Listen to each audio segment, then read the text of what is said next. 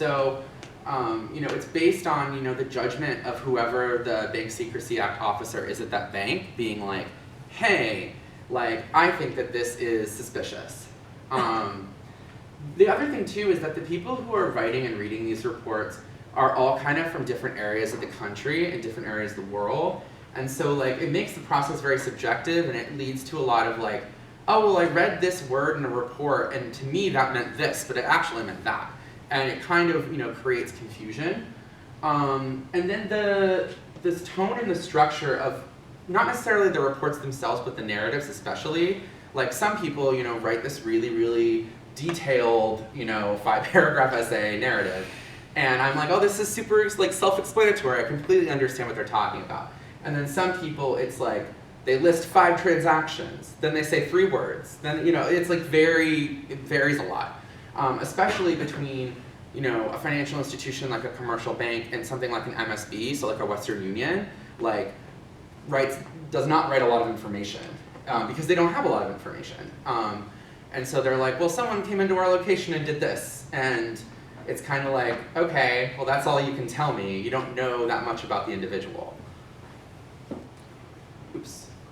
The next thing, and I think this is like one of the biggest things, is the ethnocentrism of the system. So the people who are writing and reading the SARs are often like culturally removed from the people they're being written about. So like, for instance, a bank will flag a customer who is sending money from, let's say China to the United States, and they're like, oh, this seems weird. They're sending money in these amounts, and like, at these times, like this seems like structured in some way to like, do something. But they don't, and this gets into the second point, a lot of times they don't really understand like non-Western money remitting patterns and like the way people save money in the developing world. And so like a lot of things like rotational savings groups, which are like a really big thing in a lot of developing countries, like people within banks are like, oh my God, it's a terrorist network. Like, and in reality, it's like, okay, well, like maybe, but maybe not. Like maybe this is just someone sending money to their family, or maybe this is someone, involved in like a rotational savings network to build wealth. And instead, they'll just kind of close their accounts and be like, bye. And then also the lack of public salience. So like, there's a lot of implicit bias, as I've talked about in the system. Western people reading what people from the global South are doing and being like, that's weird, I don't like that. And that implicit bias is a little bit more debated in things like policing, because it's like out in the world and we're seeing it. But like in this sort of setting, because regular people aren't reading these reports, like it's law enforcement people. And I don't need to tell you, law enforcement people are like very male and very white, and so they have a certain perspective on the issue. The other thing is inconsistency.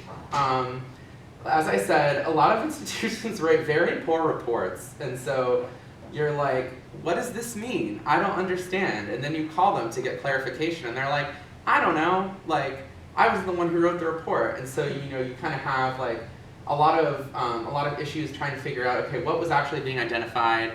What type of crime is this? Like, what are you saying? It was weird that they sent this money. Okay, sending money is not illegal. Like, you need to kind of have an understanding of like, okay, they were trying to conceal funds. They were trying to, do this or that.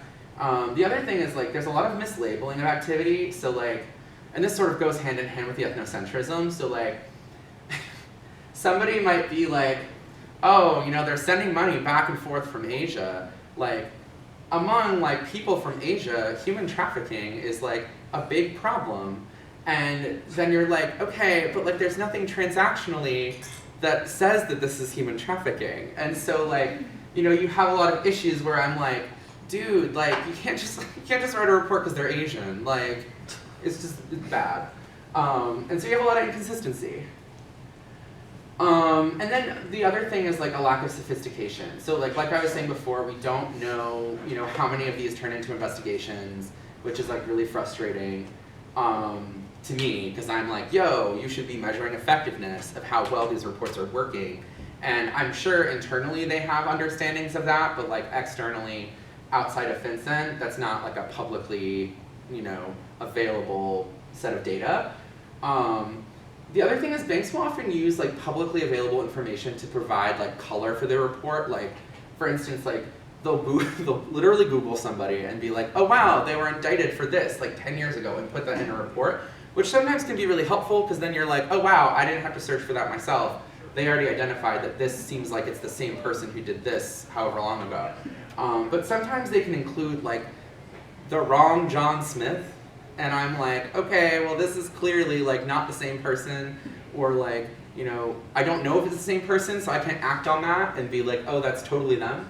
The other thing is like, the system, in my approximation, is only really good at identifying activity at depository institutions. So like, all of the reports that I've read that are on like investment schemes or like anything with any sort of like financial sophistication, the people are like, I don't know, seems weird. Like, and it's not very sophisticated, and so I think that this is a poor tool for investigating, more complex financial crimes. Oops. So that's a shame, Adam, but what does it have to do with financial inclusion? I love these rhetorical slides. So this is a chart from the World Bank about the individuals across the world that do not have bank accounts, so the unbanked. And so you can see like a lot of them are in Central and South America, a lot in Sub-Saharan Africa and Asia.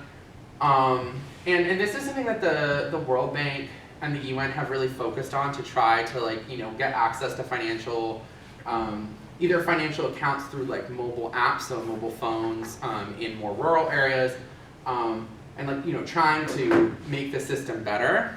But it's interesting because like whenever I see, these charts of like the unbanked versus the banked, and like, financial institutions should really like be helping people who don't have bank accounts, and then like you see like the information they're using to like conduct a risk analysis, and it's like, oh wow, all the countries that have no bank accounts are also the countries that you're labeling in dark red, and like don't go near them. And so it's kind of like, okay, so is this helping us? Is this like a helpful paradigm to like solve the financial inclusion problem? And I don't have data on this because again, this is like, something that I'm seeing in intelligence, but I don't have access to like the proprietary data, so you can't compare like, how many accounts were closed by financial institutions because of, high-risk jurisdiction concerns. But, it is a big problem of, oh, this person's sending money to this country's a no-no country, high-risk jurisdiction, we're gonna close it. And, that's really concerning to me as someone who's like interested in, financial sector development, because I'm like, hey, if you close all the accounts in an area of the world, there will be no banking.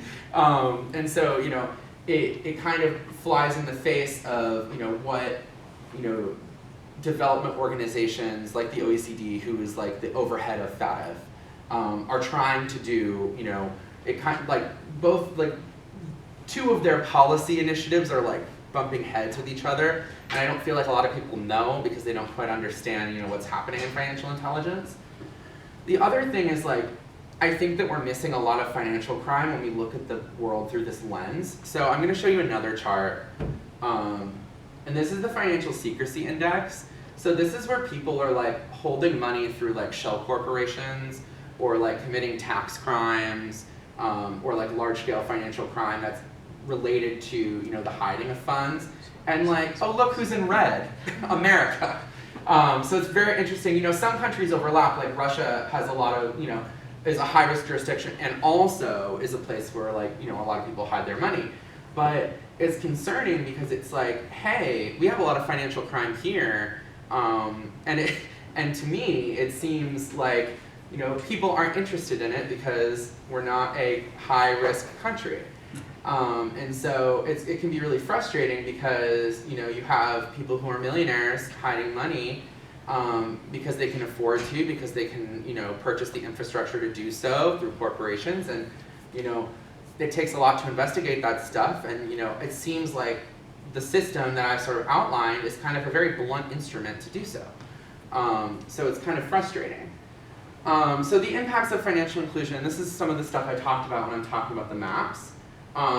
So it discourages financial institutions from taking on customers in the developing world, which I outlined. It makes it more likely that they're going to close those people's bank accounts.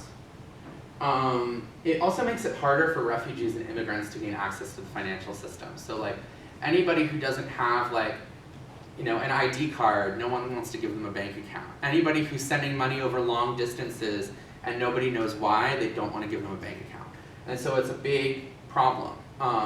And you know, as we have more and more climate refugees and groups of people who, you know, are moving around the globe without documentation, you know, this is just going to get harder, both for people who want to get these people access to the financial sector, and then also people who are trying to investigate potential, you know, crime. And then it also creates problems for relief workers and charities. So when something that like I don't think is talked about enough is like when certain relief organizations want to go into countries and like send aid there, like if there's like an earthquake or like some sort of, you know, humanitarian disaster. If it happens in a high-risk country, it's like really hard to get aid into that country because either there's not a structural financial system to do so because it's considered so high risk, or you know the bank is like, you know, when they're moving money over to that area of the world, the bank is like, wait, why are you giving money to this person in Yemen? Like, what's happening? And so I think that we need to create a better paradigm for the movement of that money and like some sort of system that, you know, can like create checks and balances to make sure that we can get money to places that need it very quickly, and sort of bypass some of the controls, because right now it's very tightly controlled. And then there's also bad impacts on law enforcement, which I've kind of mentioned. So it wastes a lot of resources. So like I've had a lot of situations where I've investigated things and I'm like, oh wow, this was just someone sending money to someone, like, and it wasn't anything like a huge crime. It was just, oh, all these banks collectively saw this person doing this and were afraid. And so there's a lot of fear created in the system, which wastes a lot of time. I think it also focuses a lot of resources on like low dollar value crimes from the developing world. So like, you know, like I was saying on that second map that I was showing you where the US was like super red, like there's a lot of high level white collar crime that's not being investigated because it's too complicated, and you know the system that we have isn't structurally large enough to conceive of it. So like, you know, crimes that are happening within large multinational corporations are really hard to identify because our system is based on individual actors and identifying their individual actions. And so it's really hard to kind of like blow up that scope and investigate something on a large scale. A lot of financial crime goes unprosecuted. That's also something I don't have numbers on, which like is frustrating because it's like we should know, you know, how many investigations are started from financial activity or financial intelligence, and like, you know, where do they go, how many of them are successful, all that kind of stuff, which is, you know, law enforcement data. And finally, I think this is like a big problem, is that law enforcement doesn't ever confront its implicit biases, which is like a theme I think we see throughout law enforcement in other areas, but you know, in this area is particularly salient because, you know, they don't have public pressure to do so.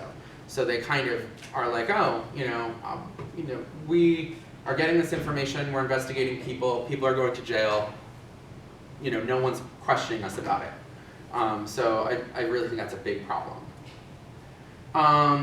So another rhetorical question.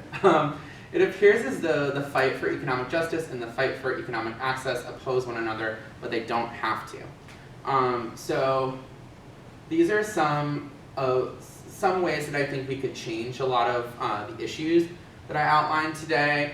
The first one is people in international security and development don't really talk to each other, which is like really unfortunate. So like, and I've noticed even here at SIPA, like, you know, we are kind of siloed at times within our different concentrations.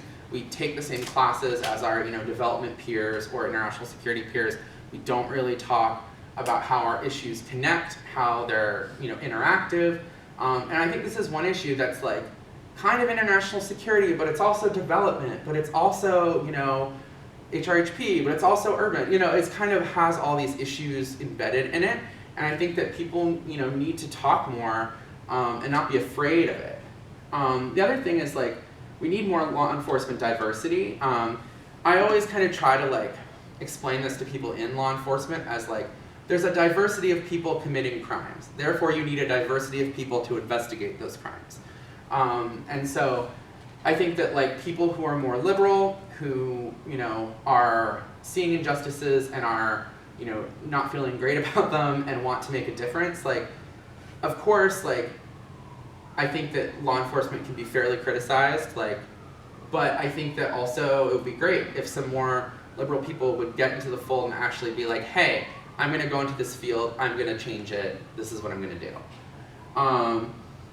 So, sorry, I can't say this one. As I was saying before, large-scale white-collar crime, I think we need to focus more on that and up the resources to do so. So Elizabeth Warren has a really, really great plan to increase the amount of money spent doing investigations through the IRS, which is, for those who don't know, like the tax crimes investigative unit of the United States, the Internal Revenue Service.